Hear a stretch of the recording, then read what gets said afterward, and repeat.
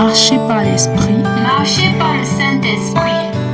C'est votre émission d'exhortation. Tous les jeudis dès 19h sur la radio Vie en Christ. Ceux qui sont conduits par l'Esprit sont fils de Dieu. Alléluia. Donc, je nous invite comme ça ce soir à prendre nos Bibles. Donc, nous allons partager ce soir un thème qui est facile, voilà, mais très compliqué. Voilà, on va parler des obstacles à l'exaucement de nos prières. Donc, ce soir, par la grâce du Seigneur, on va parler des obstacles à l'exaucement de nos prières. Vous savez, partout ailleurs on prie. Les musulmans prient, les bouddhistes prient, partout on parle de prière, les chrétiens prient. Mais la chose qu'on doit de plus en plus constater, c'est qu'en fait, si une prière n'est pas faite avec des bonnes motivations, on ne recevra pas l'exaucement de notre prière. C'est pour ces raisons, ce soir, nous parlons des obstacles à l'exaucement de nos prières. Parce qu'il y a des obstacles, bien aimés. Ce n'est pas toutes les prières qui sont exaucées. Ce n'est pas toutes les prières que nous faisons au Père qui sont exaucées, bien aimés. Il y a des prières qui ne sont pas exaucées. Peut-être ça fait depuis 10 ans, ça fait depuis 20 ans, ça fait depuis 5 ans, ça fait depuis 2 mois. Tu demandes quelque chose au Père et tu ne vois pas la chose. Et voilà, sûrement, voilà, il y a quelque chose qui empêche l'exaucement de cette prière. Et c'est pour ces raisons, ce soir, nous allons nous appesantir un tout petit peu sur les Saintes Écritures, afin de pouvoir éponger, de pouvoir ensemble voir les causes du manque d'exaucement de nos prières. Oui, bien-aimés. Parce qu'il y a beaucoup de nos requêtes que nous avons faites qui n'ont pas été exaucées. Non pas que le Seigneur n'entend pas, non pas que le Seigneur ne voit pas, non pas que le Seigneur n'agit pas, non pas que le Seigneur n'est pas tout puissant, non, mais il est tout puissant. Mais qu'est-ce qui se passe? Il y a quelque chose qui se passe. C'est sûr qu'il y a un obstacle à ta prière. Il y a un obstacle à ta prière. Et beaucoup ignorent cela. Oui, bien-aimés. Et c'est pour cette raison, ce soir, nous voulons aller dans les Saintes Écritures pour rapidement comprendre quelque chose. Vous savez, le premier obstacle à la prière, bien-aimé, c'est le péché. Le péché, c'est quelque chose qui empêche l'exaucement à nos prières, le péché. Et rapidement comme ça, nous sommes dans Ésaïe. Nous sommes comme ça dans Ésaïe 59. Oui, bien-aimé, si tu as ta Bible à la maison, tu peux prendre ta Bible. Et ensemble, nous allons scruter les Saintes Écritures. C'est très important. C'est très important. Ésaïe. Je prends rapidement le verset. Ésaïe. Tac. Le Seigneur, bon. Ésaïe 59. À partir du verset 1. Donc je vais le lire. Ésaïe 59 à partir du verset 1. Voici, la main de Yahweh n'est pas trop courte pour sauver, ni ses oreilles trop pesantes pour entendre. Mais ce sont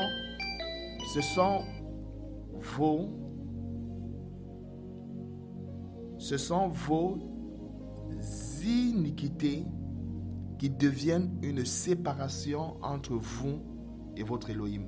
Ce sont vos péchés qui lui font cacher ses faces de vous pour ne plus entendre. Voilà, c'est une information que le prophète Ésaïe nous donne. Nous sommes dans Ésaïe 59, à partir du verset 1 à 2. La Bible est claire. La Bible dit, voici la main de Yahweh n'est pas trop courte pour sauver. Ici, Ésaïe nous donne une information. Il dit, la main de Yahweh n'est pas courte pour sauver, ni ses oreilles trop pesantes pour entendre. Donc ça veut dire en réalité que Yahweh écoute, bien aimé, lorsque nous crions à lui. Et ça me fait penser au peuple d'Israël qui était en captivité en Égypte, qui était dans la servitude en Égypte. La Bible nous dit pendant que ce peuple était dans la servitude en Égypte, bien-aimé, pendant qu'ils étaient en esclavage, dans la servitude, bien-aimé, à un moment donné, ils vont crier au Seigneur. La Bible dit, ils vont crier au Seigneur. Lorsque nous lisons dans le livre d'Exode, ils vont crier au Seigneur. Et qu'est-ce que le Seigneur va faire? Le Seigneur va entendre les cris de ce peuple. Le Seigneur va entendre les gémissements de ce peuple. Et parce qu'il avait entendu le cri de ce peuple bien-aimé, il a suscité qui? Il a suscité Moïse pour aller libérer ce peuple. Oui, bien-aimé, Moïse était une bénédiction pour le peuple d'Israël. Voyez-vous, lorsqu'on crie au Seigneur et que le Seigneur nous entend, le Seigneur peut envoyer un homme. Le Seigneur peut envoyer une femme. Le Seigneur peut envoyer un humain pour venir répondre à la requête de notre prière. Oui, bien-aimé, parce que ça ne tombe pas du ciel. Le Seigneur passe par les hommes pour bénir les hommes. Le Seigneur passe par les hommes, oui, bien-aimé, pour bénir les hommes. C'est pour cette raison, bien-aimé, on doit être de plus en plus connecté au Seigneur. Et il dit par la suite, verset 2, Ésaïe 59, verset 2, il dit, mais ce sont vos iniquités qui deviennent une séparation entre vous et votre Elohim. Donc, il parle ici de la séparation. Alléluia. Il parle de la séparation. Donc, justement, littéralement pour dire quoi? Si nous sommes dans la pratique du péché, bien-aimé, si nous sommes dans le péché et que nous prions et que nous crions au Seigneur, le Seigneur ne peut pas nous entendre parce que notre péché nous sépare de lui.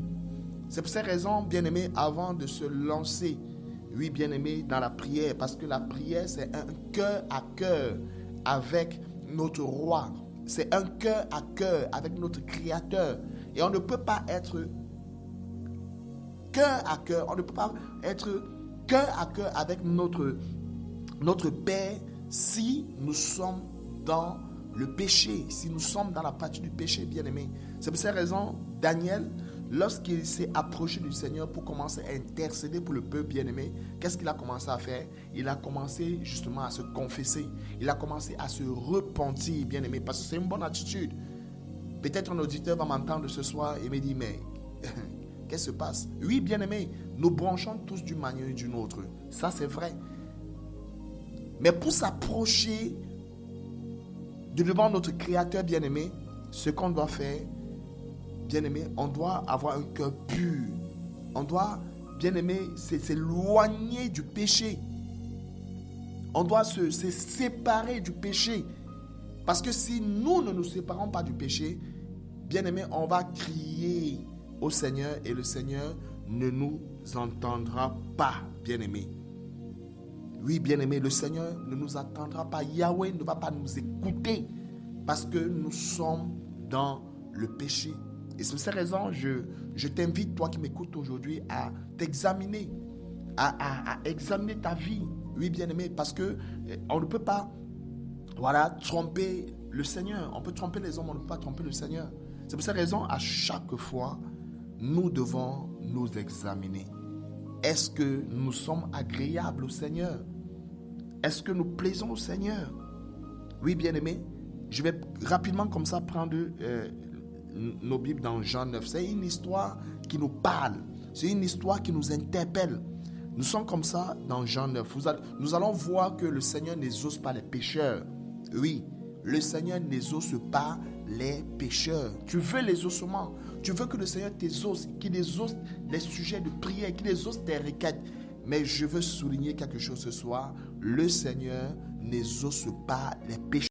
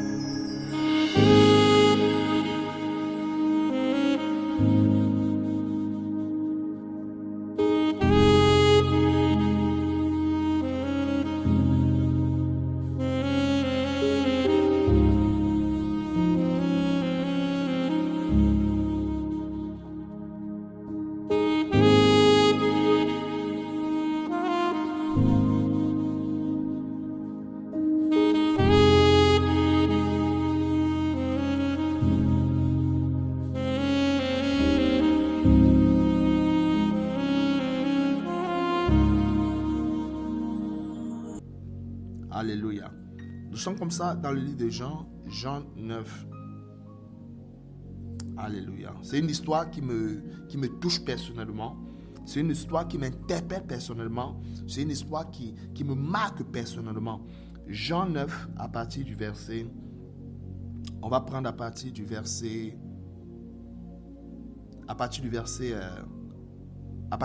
1.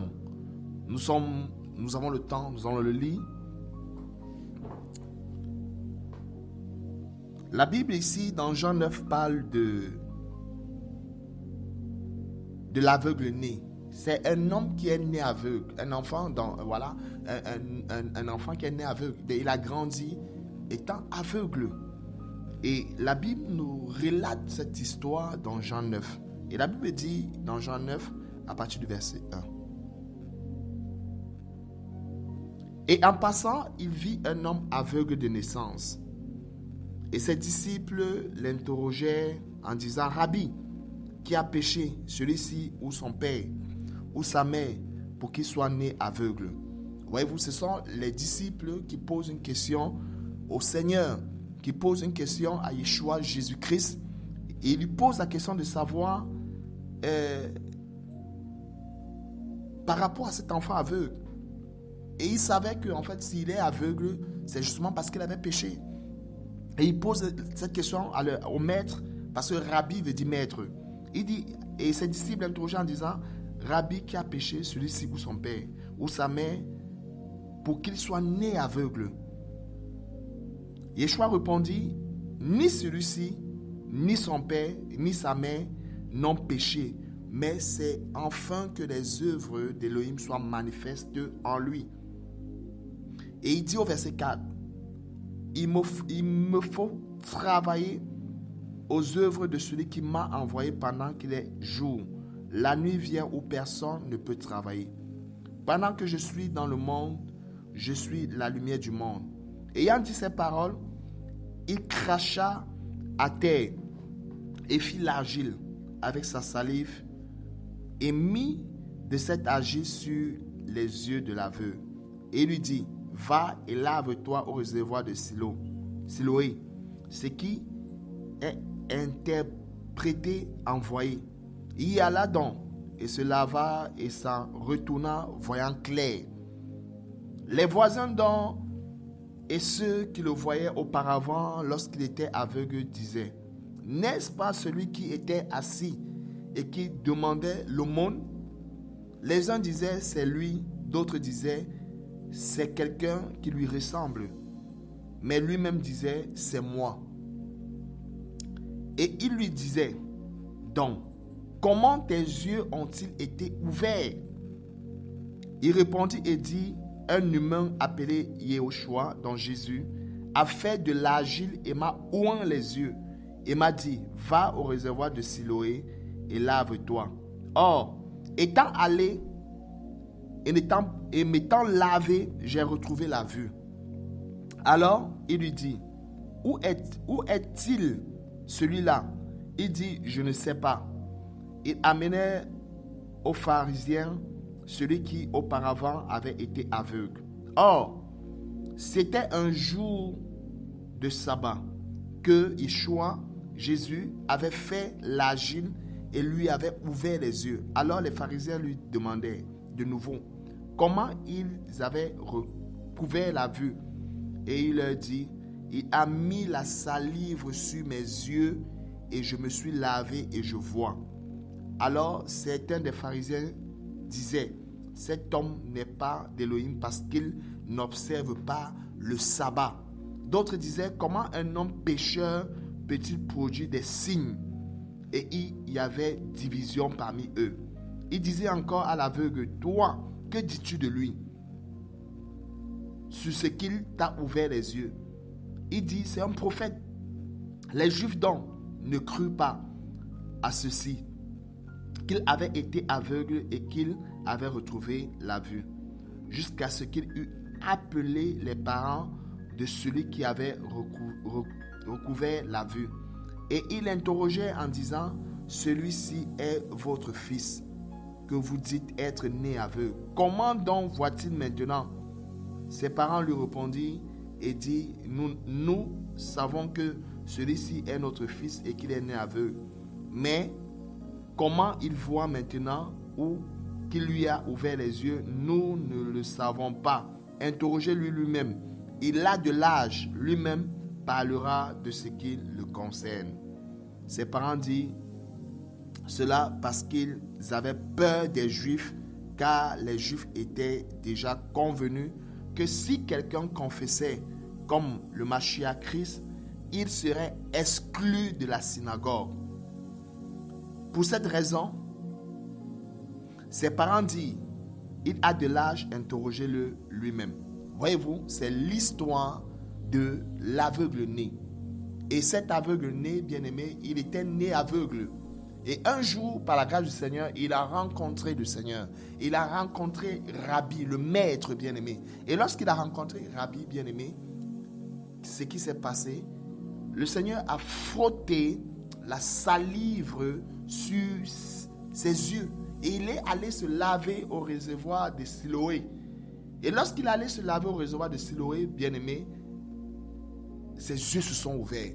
Et lorsque ses yeux se sont ouverts, bien-aimé, cela a créé une discorde parmi ceux qui le connaissaient. Cela a créé des problèmes parmi ceux qui le connaissaient. Parce que beaucoup n'y croyaient pas que cet aveugle voyait. Et lorsque nous allons au verset 31, dans Jean 9, au verset 31, la Bible dit quelque chose de clair. Parce que ce soir, nous sommes en train de voir les obstacles à l'exaucement de nos prières. Voyez-vous, il disait de Yeshua, de Jésus, qu'il était quoi? Qu'il était un pécheur, qu'il vivait dans le péché. Mais comment se fait-il que quelqu'un qui vit dans le péché parvient à faire des miracles, bien-aimés? Et ça créait quoi? La discorde au milieu d'eux. Oui, bien-aimés, ça crée la discorde. Et regardez ce qui va se passer dans Jean 9, au verset 31, au verset 30. Je lis au verset 30, Jean 9, du verset 30 au verset 31. Je prends même à partir du verset 29. Là, ici, ce sont... Nous savons qu'Élohim a parlé à Moïse, mais celui-ci, nous ne savons pas d'où il est. Cet homme répondit et leur dit, voilà en effet ce qui est étonnant, que vous ne sachiez pas d'où il est. Et il m'a ouvert les yeux. Ici, c'est l'aveugle de naissance qui parle. Il dit, en fait, vous ne savez pas d'où il vient, mais lui, il m'a ouvert les yeux. Il m'a ouvert les yeux. Verset 31. Or, nous savons qu'Élohim n'exauce pas les pécheurs, mais si quelqu'un est pieux envers Élohim et fait sa volonté, il exauce. Voilà, c'est quelque chose qui déclare. Et c'est biblique, bien-aimé. Si tu es du Seigneur, bien-aimé, et que tu vis une vie de sainteté, lorsque tu vas prier, bien-aimé, le Seigneur va t'exaucer. Oui, bien-aimé. Ici, la parole est claire. Le Seigneur n'exauce pas les pécheurs, bien-aimés. C'est pour cette raison, je disais tantôt, il est important de s'examiner, bien-aimé. Il est important de s'examiner. Oui, bien-aimé, nous avons besoin de beaucoup de choses. Nous prions pour beaucoup de choses. Nous voulons voir le Seigneur dans nos vies. Nous voulons voir le Seigneur dans nos familles. Nous voulons voir le Seigneur dans nos couples. Nous voulons voir le Seigneur dans nos ministères. Nous voulons voir le Seigneur, bien-aimé, oui, dans nos travaux, dans nos business. Est-ce que nous vivons dans la sainteté?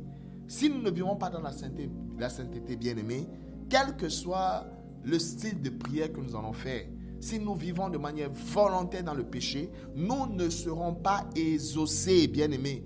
La parole est claire. Le Seigneur n'exauce pas les pécheurs. Oui, bien-aimés. Le Seigneur n'exauce pas les pécheurs, bien-aimés. Voilà le premier obstacle à la prière. Le premier obstacle à la prière, bien-aimés, c'est le péché. C'est le péché. Parce que le péché met une séparation entre, oui, bien-aimé, entre notre Créateur, entre notre Père.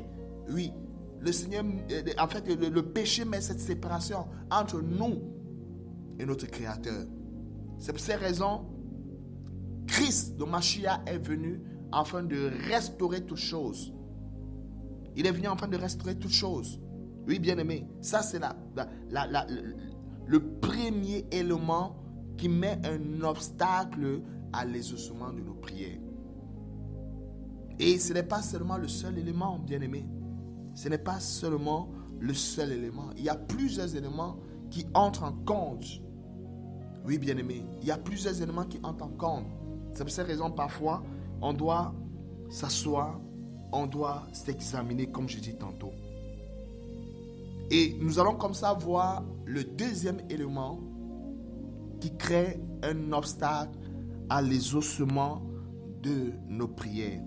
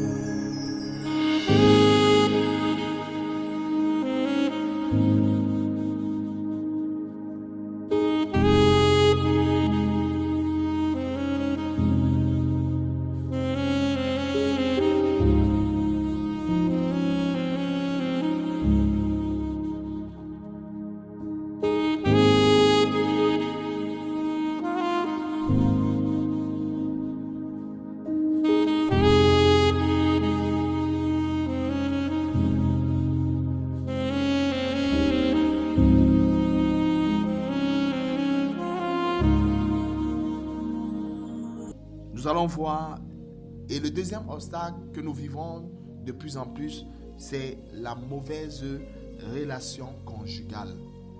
Oui, bien-aimé, dans beaucoup de ménages, il y a des conflits, bien-aimé.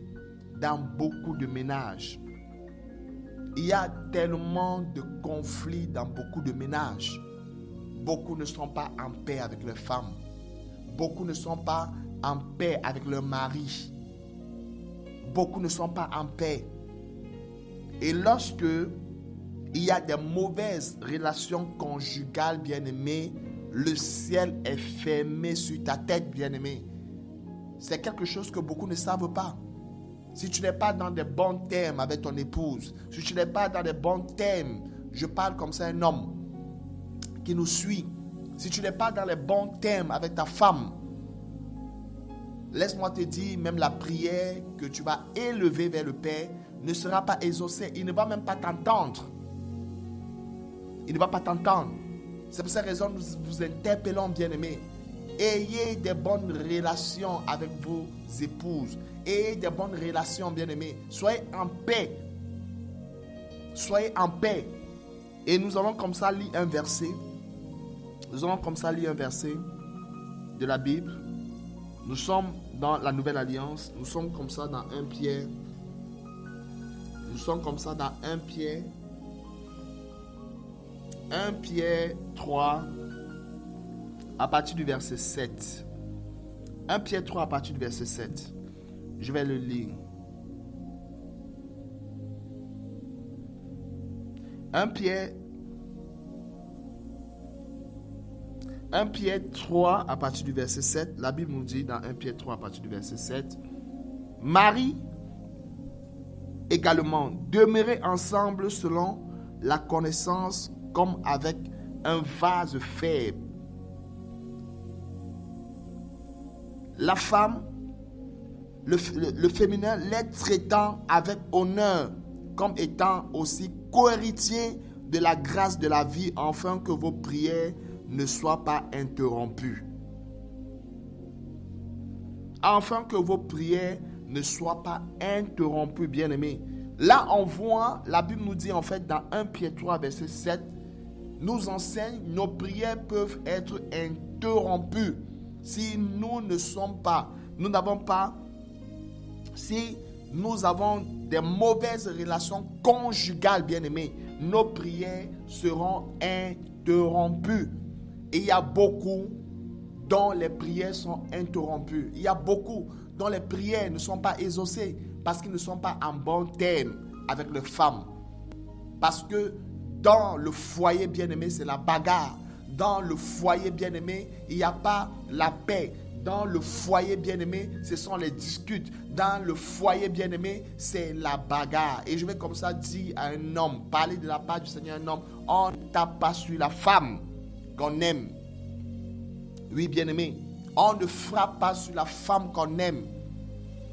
On ne frappe pas sur la femme. Un homme responsable ne bat pas sur sa femme. Un homme responsable, bien-aimé, ne frappe pas sur sa femme. Et j'espère que les hommes m'écoutent ce soir. Les machos m'écoutent ce soir. On ne frappe pas sur la femme.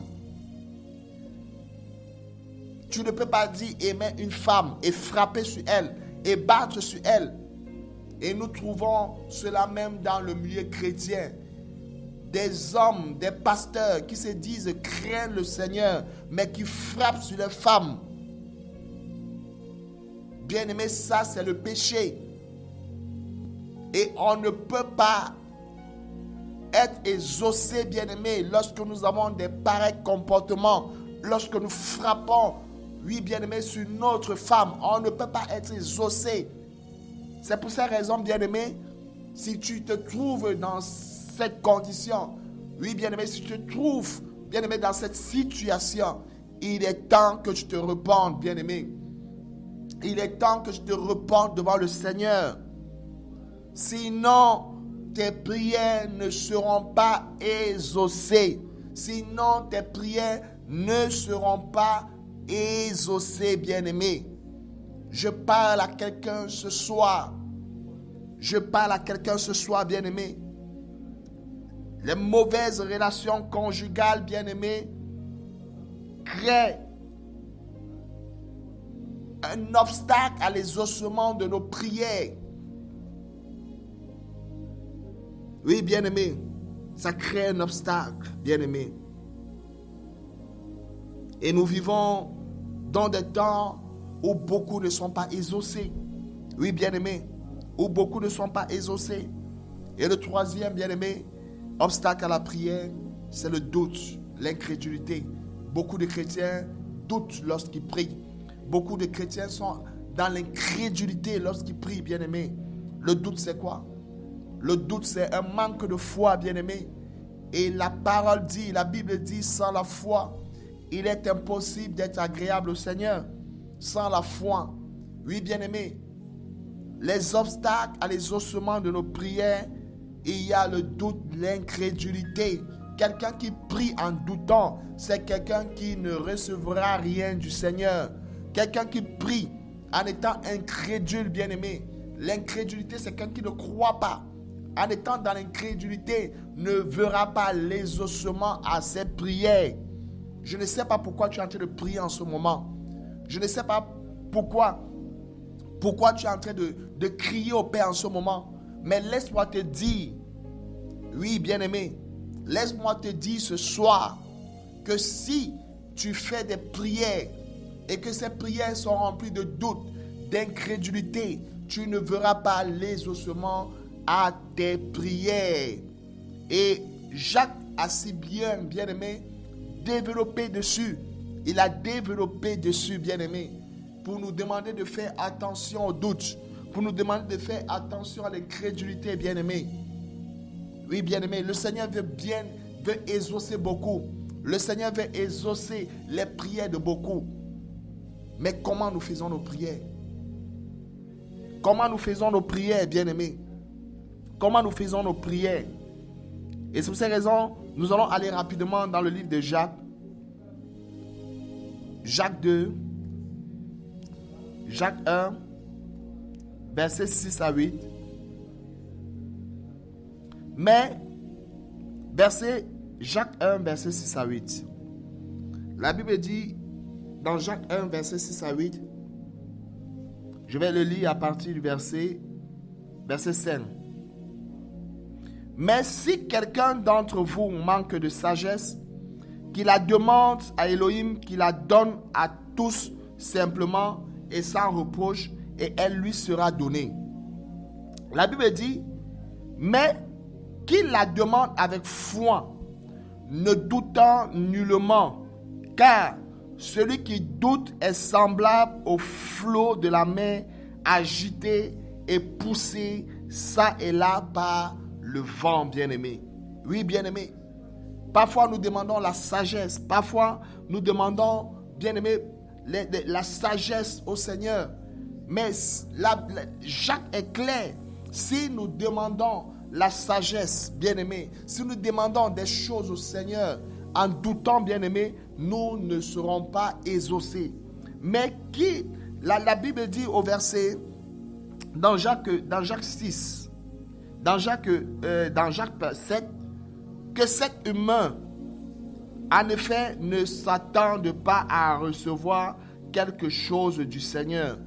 Donc, ça veut dire, si nous demandons des choses en doutant, dans l'incrédulité, bien-aimés, nous ne verrons pas les ossements de nos prières, bien-aimés. Nous ne verrons pas les ossements de nos prières.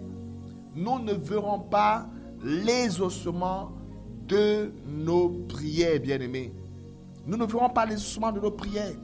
C'est pour cette raison, bien-aimés, il est important, bien-aimés, il est capital, bien-aimés, de prier, d'implorer la grâce du Seigneur, qu'il ôte le doute dans nos cœurs, bien-aimés. Oui, bien-aimés, qu'il ôte le doute dans nos vies, qu'il ôte le doute, bien-aimés, de l'intérieur de nous, bien-aimés, afin que nous prions avec foi pour voir, bien-aimés, les ossements à nos prières. Oui, bien-aimés, pour voir les ossements à nos prières. Oui, bien-aimés, pour voir les ossements à nos prières. Nous avons besoin de voir les ossements à nos prières, bien-aimés. Nous avons besoin de voir les ossements.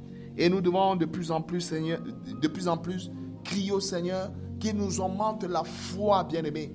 Comme je disais tantôt, sans la foi, il est impossible de lui être agréable. Sans la foi, il est impossible de lui être agréable.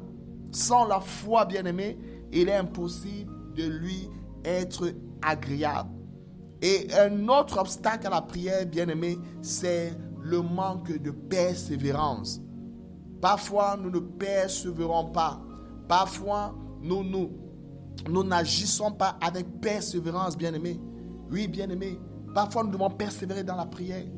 Parfois, nous devons persévérer dans la prière, bien-aimé, pour voir les ossements de nos prières. Et parfois, le manque de persévérance, bien-aimé, nous empêche de voir les ossements à nos prières. Le manque de persévérance, bien-aimé. Combien persévère? Oui, bien-aimé. Lorsque le Seigneur ne nous exauce, combien persévère? Il y a beaucoup qui se découragent. Oui, bien-aimé. Tu as prié pour la conversion de ton père. Tu as prié pour la conversion de ta famille. Et tu n'es pas en train de voir les ossements. Tu n'es pas en train de voir, bien-aimé, les ossements. Tu n'es pas en train de voir le Seigneur exaucer ta prière. La chose n'est pas, tu ne dois pas te décourager, bien-aimé. Lorsqu'on ne voit pas les ossements, bien-aimé, à nos prières, bien-aimé, nous devons persévérer. L'un n'est pas au découragement. C'est pour cette raison, la Bible nous dit, persévérer dans la prière. Prier sans cesse, bien-aimé.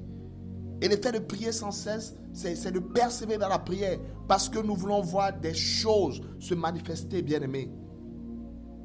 Un obstacle à nos prières, bien-aimés, c'est le manque de persévérance. Le manque de persévérance.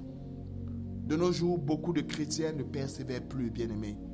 Pour peu qu'on a prié un jour, 2 jours, 3 jours, et qu'on n'a pas vu les ossements, bien-aimés, on se décourage. Oui, bien-aimés. Alors que il a fallu, bien-aimés, à Abraham, plusieurs années avant de voir les ossements, bien-aimés, de sa promesse. Le Seigneur a promis Isaac. Mais ça a duré combien de temps? Ça a duré combien de temps, bien-aimés? Ça a duré longtemps pour que les ossements, bien-aimés, à sa requête puisse être manifesté, bien-aimé. Ça a duré longtemps. Donc, il y a des prières, bien-aimés, qui peuvent durer 20 ans. Il y a des prières qui peuvent durer 40 ans, bien-aimés. Et c'est au Seigneur de nous exaucer, bien-aimés. On ne peut pas forcer la main du Seigneur. On ne peut pas forcer la main du Seigneur. Le Seigneur peut nous faire passer par une épreuve. Ça fait depuis 1 an que tu pries. Ça fait depuis 2 ans qu'on prie. Ça fait depuis 4 ans qu'on prie. Et ce n'est pas parce qu'on n'est pas en train de voir les ossements que le Seigneur ne va pas nous exaucer. Sûrement, le Seigneur va nous exaucer à la 5e année. Sûrement, le Seigneur va nous exaucer à la 6e année. C'est pour cette raison que je veux encourager un auditeur qui nous écoute, bien-aimé, à persévérer dans la prière. Oui, bien-aimé, à persévérer dans la prière. Nous devons être persévérants, bien-aimé. Nous ne devons pas nous décourager, bien-aimé, au premier obstacle. Nous ne devons pas nous décourager, bien-aimé, au premier obstacle. Nous devons persévérer dans la prière, bien-aimé. Je veux encourager comme ça un homme, je veux encourager comme ça une femme ce soir à persévérer dans la prière. Oui, bien-aimé, à persévérer dans la prière. La persévérance est capitale, bien-aimé. Il y a des choses, si nous voulons les voir, bien-aimé, dans nos vies, nous devons persévérer. Nous devons persévérer, bien-aimé, dans la prière. Je t'encourage. Toi, homme, je t'encourage, toi, femme, qui est tenue à la brèche et qui prie depuis pour une situation compliquée dans ton ménage. Et il se peut que tu n'aies pas encore en train de voir, bien-aimé, les ossements à cette prière. Je vais t'encourager ce soir à persévérer dans la prière. Et je prie comme ça que le Seigneur étende sa main dans ta vie. Dans le nom de Yeshua, de Jésus-Christ. Et que le Seigneur te fortifie. Que le Seigneur te fortifie, femme. Afin que tu ne lâches pas. L'un n'est pas au découragement. L'un est à la persévérance. Nous devons persévérer, bien-aimés. Il y a des cas de possession, bien-aimés. Si nous voulons voir, bien-aimés, la délivrance, nous devons persévérer, bien-aimés. Nous devons persévérer. Oui, bien-aimé, Anne a persévéré dans la prière. Anne a persévéré dans la prière pour avoir Samuel, bien-aimé. Anne a persévéré. Je veux encourager quelqu'un, bien-aimé, à persévérer dans la prière. Ne lâche pas prise. Oui, c'est difficile. C'est compliqué. Même notre maître, à Gethsemane, bien-aimé, il a persévéré dans la prière. Parce qu'il voulait, bien-aimé, le soutien. Pendant que les disciples dormaient, bien-aimé, le Seigneur, à la montagne, bien-aimé, à Gethsemane, il a prié. Il a crié au Père. Il ne s'est pas laissé, bien-aimé, englouti par le découragement. Il ne s'est pas laissé assaillir, bien-aimé. Oui, bien-aimé, par tout ce qui était autour de lui, bien-aimé. Il ne s'est pas laissé assaillir par le sommeil. Parce qu'il savait ce qu'il voulait. Bien-aimé, il voulait notre délivrance. Il voulait, bien-aimé, notre salut. Il voulait notre liberté. Il voulait, bien-aimé, que nous soyons libres. Et il a commencé à crier. Il a persévéré, bien-aimé. Il a prié, bien-aimé. Il a dit au Seigneur, si cette coupe pouvait s'éloigner de moi, non pas selon ma volonté, mais ta volonté. Oui, bien-aimé. Parce que dans la prière, ce n'est plus notre volonté qui compte. Oui, bien-aimé, dans la prière, ce n'est plus ta volonté qui compte. Ce n'est plus ma volonté qui compte. C'est pour cette raison, lui-même, Yeshua, Jésus disait, si vous demandez quelque chose selon ma volonté, je vous exauce. Oui, bien-aimé, lorsqu'on parle de prière, il y a la volonté du Seigneur qui entre en jeu, bien-aimé. Est-ce que ce que nous demandons à longueur de journée, c'est selon la volonté du Seigneur? Ou bien nous demandons des choses par convoitise, ou bien nous demandons des choses par des motivations impures. Si nous demandons des choses par convoitise, parce que nous avons vu le voisin avec une voiture, et nous voulons aussi la voiture, bien-aimée, on ne peut pas être exaucé. Si nous demandons au Seigneur la maison, parce que nous avons vu, nous avons convoité la maison du voisin, bien-aimé, on ne peut pas exaucer, on ne sera pas exaucé, bien-aimé. On ne sera pas exaucé. Si nous demandons, bien-aimé, oui, bien-aimé, la puissance au Seigneur, parce que nous avons vu notre frère manifester la puissance, nous ne serons pas exaucés, bien-aimé. Est-ce que la maison que tu veux, est-ce que la voiture que tu veux, est-ce que l'onction que tu veux, ce sera pour la gloire du Seigneur? Est-ce que toutes ces choses seront pour la gloire du Seigneur? Et c'est cette raison, de nos jours, bien-aimés, on est peu exaucé par le Seigneur. On est peu exaucé par lui. On est peu exaucé par lui. Justement parce que nous ne prions pas selon sa volonté. Nous ne faisons pas les choses selon la volonté du Seigneur. Nous ne faisons pas les choses conformément à sa parole. C'est pour cette raison que nous ne voyons pas l'exaucement en nos prières. Prenons comme ça 1 Jean 5. 1 Jean 5. Oh Seigneur, aide-nous. 1 Jean 5. 1 Jean 5 à partir du verset 14.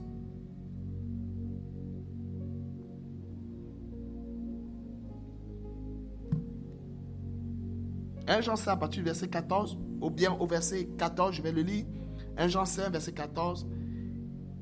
Et celle-ci est l'assurance que nous avons vers lui, que si nous demandons quelque chose selon sa volonté, il nous écoute. Oui, bien-aimé, la Bible est claire dans 1 Jean 5, verset 14.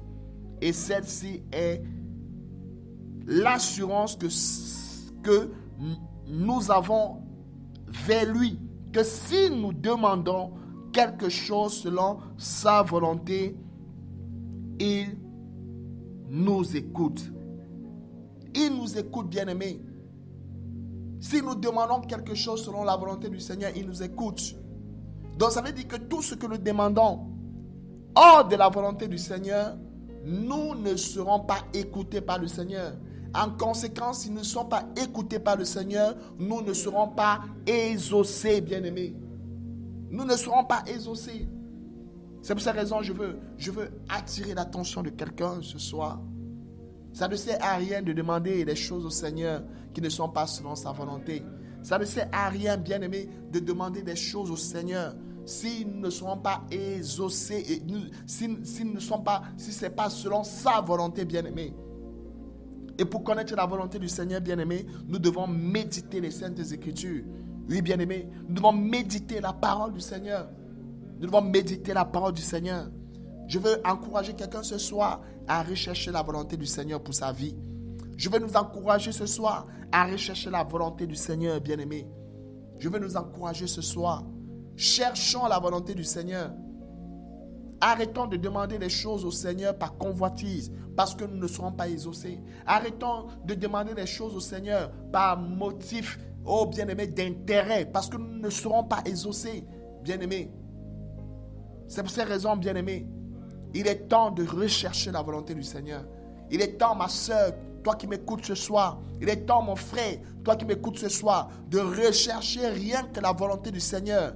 Parce qu'en recherchant la volonté du Seigneur et en priant selon la volonté du Seigneur, tu seras exaucé, tu seras écouté par le Seigneur, par ton Père céleste. Et s'il t'écoute, bien-aimé, il va t'exaucer, bien-aimé. Oui, bien-aimé, il va t'exaucer. Il va, bien-aimé, te bénir, bien-aimé. Il va te bénir. Alléluia. Oui, bien-aimé, c'est le moment, bien-aimé. C'est le temps de rechercher la volonté du Seigneur. C'est le moment de rechercher la volonté du Seigneur. Oui, bien-aimé, pour ta vie. De rechercher la volonté du Seigneur pour ta famille. De rechercher la volonté du Seigneur, bien-aimé. Oui, bien-aimé, pour ton ministère. De rechercher la volonté du Seigneur, bien-aimé. Oui, bien-aimé, pour ta vie. C'est le moment, bien-aimé. Nous devons rechercher la volonté du Seigneur afin de faire des requêtes au Père, bien-aimé. Afin qu'il puisse nous écouter. Oui, bien-aimé. Afin qu'il puisse nous écouter. Recherchons la volonté du Seigneur. Recherchons la volonté du Seigneur pour nos vies. Oui, bien-aimés, recherchons la volonté du Seigneur pour notre ministère, bien-aimés. Recherchons la volonté du Seigneur pour nos couples, bien-aimés. Recherchons la volonté du Seigneur, bien-aimés, pour nos familles, pour nos enfants, bien-aimés. C'est le moment de rechercher la volonté du Seigneur. Afin que nous soyons exaucés du Père, bien-aimé. Parce que le Père veut nous exaucer. Le Seigneur ne veut pas que, bien-aimés, que nos prières, bien-aimés, qu'il y ait une séparation entre nous et lui, bien-aimé. Oui, bien-aimé.